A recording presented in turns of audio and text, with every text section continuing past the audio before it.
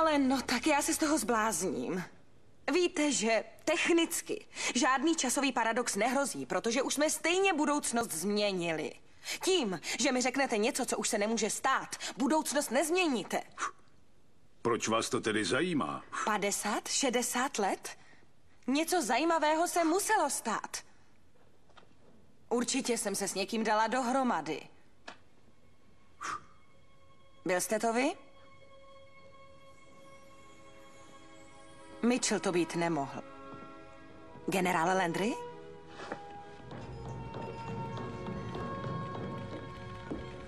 Zadejte adresu, Voltře. Ano, pane.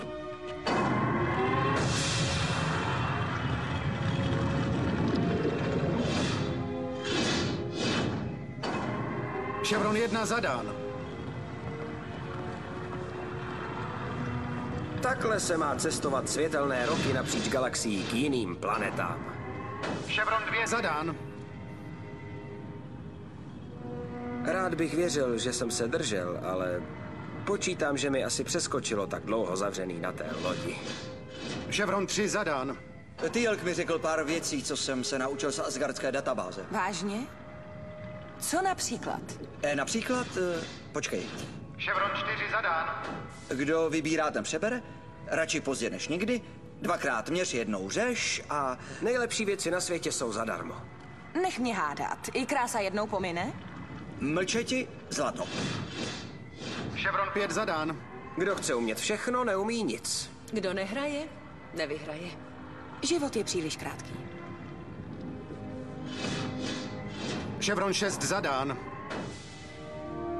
Trpělivost přináší růže. Víte, pro nás je těžké nevědět. Ale pro vás musí být ještě horší nám to neříct. V skutku.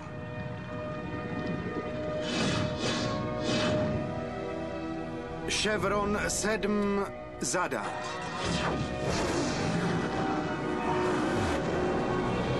Hodně štěstí, SG-1. Jedna obyčejná výprava na záchranu galaxie. V skutku.